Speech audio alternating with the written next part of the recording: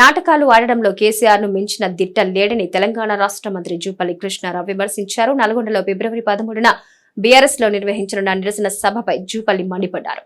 KRMB విషయంలో నిలదీయాల్సిన సమయంలో నిలదీయకుండా ఇప్పుడు సభలు పెట్టడమేంటని ప్రశ్నించారు. అసలు ప్రాజెక్టులను కేఆర్ఎంబీకి అప్పగించేందుకు అంగీకరించిందే కేసీఆర్ అని ఆరోపించారు. అసెంబ్లీ ఎన్నికల సమయంలో ప్రజలు ఓడించి శిక్ష వేసినా బీఆర్ఎస్ నాయకులకు బుద్ధి రాలేదని విమర్శించారు. కేసీఆర్ తన 10 ఏళ్ల పాలనా సమయంలో పాలమూరు రంగారెడ్డికి అనుమతులు ఎందుకు తెచ్చుకోలేదని నిలదీశారు. కానీ కాళేశ్వరానికి ఆదరాబాదరాగా అనుమతులు తెచ్చుకున్నారని ఆరోపించారు. కమిషన్ల కోసమే కాళేశ్వరానికి అనుమతులు తెచ్చారన్నారు. పార్లమెంట్ ఎన్నికలు వస్తున్నాయి కాబట్టే కేసీఆర్ జల వివాదాన్ని ముందుకు తెచ్చారన్నారు. కల్వకుంట్ల చంద్రశేఖరరావు గారు గౌరవ మాజీ ముఖ్యమంత్రులు నిన్న తెలంగాణ భవన్లో సమావేశాలు మాట్లాడుతూ ఈ యొక్క కృష్ణా నదీ జలాలపైన ఉద్యమం చేస్తామని బీరాలు పలకడం జరిగింది.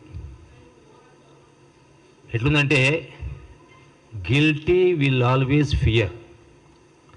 తప్పు చేసినోడు ఎప్పుడైనా భయపడతాడు. ఉల్టా చోర్ కోత్వాల్కు డాట్ అనే పద్ధతిలో ఉంది. 10 సంవత్సరాల అధికారంలో ఉండి అసలు తెలంగాణ రాష్ట్రం తెచ్చుకున్నదే మొదటి అంశమే నీళ్లు, నిధులు, నియామకాలు. గొప్ప గొప్ప మాటలు మాట్లాడారు 10 సంవత్సరాలు. ఈరోజు ఉద్యమం చేస్తూ ఉంటారు. ఎందుకోసం? ఈ 10 ఏళ్ళు ఏం చేసిండ్రు? ఎందుకు ఈ పరిస్థితి వచ్చింది?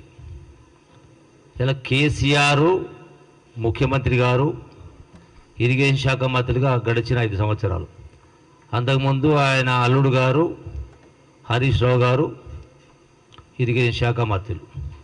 అంటే ఇద్దరు కలిసి ఈరోజు పార్లమెంటు ఎన్నికలు దగ్గరకు వచ్చినాయి కాబట్టి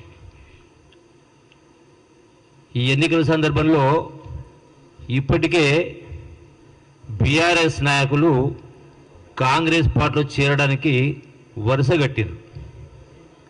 వచ్చే పార్లమెంట్ ఎన్నికల్లో పరువు నిలుపుకునే ప్రయత్నం చేస్తారు. కనీసం 4-5 సీట్లను సాధించుకోవాలనే పద్ధతిలో. అంటే దీనికోసం ప్రజల్ని మరొకసారి మభ్యపెట్టే కార్యక్రమం చేస్తూ ఉన్నారు. గతంలో ఎట్లయితే 2014 ఎన్నికల ముందు ఎన్నైతే హామీలు ఇచ్చి ఇవన్నీ మనం వల్ల వేయాల్సిన అవసరం మీకు తెలుసు, మాకు తెలుసు, యావత్ రాష్ట్ర ప్రజలకు తెలుసు. ఏమేం చెప్పిన ప్రజలకు ఏమేం చేసిన కింద ఇది మళ్ళీ కొత్త నాటకానికి తెర తీయడం జరిగింది. రోజున రీఆర్గనైజేషన్ యాక్ట్ ఏం మాట్లాడారు కేసీఆర్ గారు? చాలా సందర్భాల్లో ప్రతి రీఆర్గనైజేషన్ యాక్ట్లో ప్రతి అక్షరం కూడా నాకు తెలిసే పెట్టిండ్రు, నేనే డిక్టేట్ చేసిన పద్ధతిలో మాట్లాడింది. అవునా కాదా? మరి అందులో స్పష్టంగా ఆ రీఆర్గనైజేషన్ యాక్ట్లో బచావత్ ట్రిబ్యునల్ అవార్డు ప్రకారం అని రాయడం జరిగింది.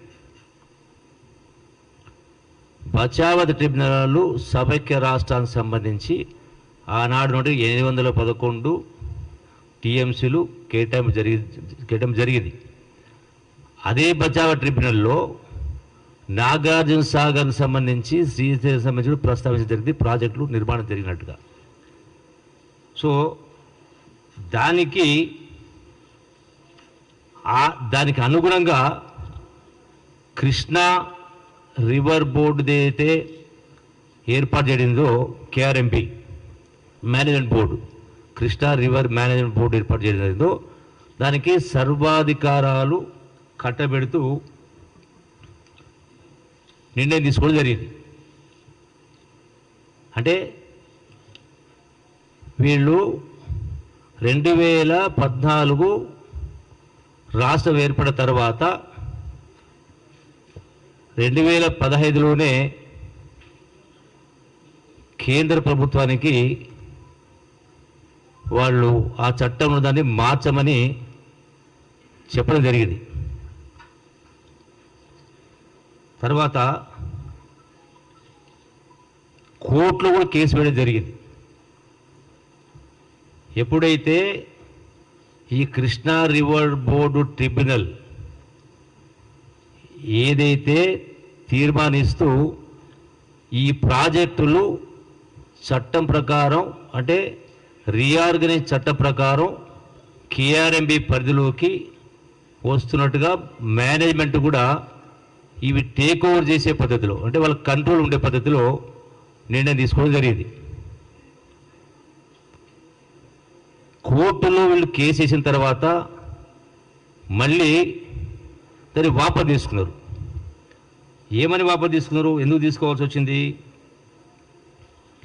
అంటే ఈ కేఆర్ఎంబి అపెక్స్ బాడీ మీటింగ్ జరిగిన సందర్భంలో మీరు వేసినటువంటి సుప్రీంకోర్టులో వేసిన కేసు రిటర్న్ తీసుకుంటేనే మేము దీనిపైన ఏమని అంటే రిటర్న్ తీసుకునే సందర్భంలో మేము చట్టం ప్రకారము క్లాస్ 3 ప్రకారము ఆ యొక్క కేంద్ర ప్రభుత్వంలో అధీనంలో ఉన్నటువంటి లా బోర్డుకు రిఫర్ చేసి దీన్ని పరిధిని తీసుకోవద్దా అనేటువంటి సలహాకు పంపుతాం. దాని తర్వాత వచ్చిన దాని ప్రకారం మేము నిర్ణయం తీసుకుంటామని చెప్పని చెప్తే వీళ్ళు కేసును వాపసు తీసుకున్నారు. అసలు వాస్తవంగా అడగాల్సింది ఏంది, ఎప్పుడైతే ఒకటి కాదు 2 కాదు, వాస్తవంగా కృష్ణా నదీ పరివాహక ప్రాంతంలో 68.5% తెలంగాణ ప్రాంతంలో ఉంది, 32 ఏపీ రాష్ట్రంలో ఉంది. అంతర్జాతీయ చట్టాల ప్రకారం కూడా ఆ యొక్క క్యాచ్మెంట్ ఏదైతుందో ఆ ప్రపోర్షన్లో నీటి వాటాలు ఉండాలి, నీటి హక్కులు కల్పించాలని అంతర్జాతీయ చట్టం కూడా ఉంది. ఇవేవి పట్టించుకోకుండా కేసు వాపసు తీసుకున్నారు. అంటే ఈ మాత్రం అవగాహన లేదా? మీరు ఏమడగాల? కేంద్ర ప్రభుత్వం ఒక గజెట్ కూడా రిలీజ్ చేయడం జరిగింది. గజెట్ కూడా రిలీజ్ చేసి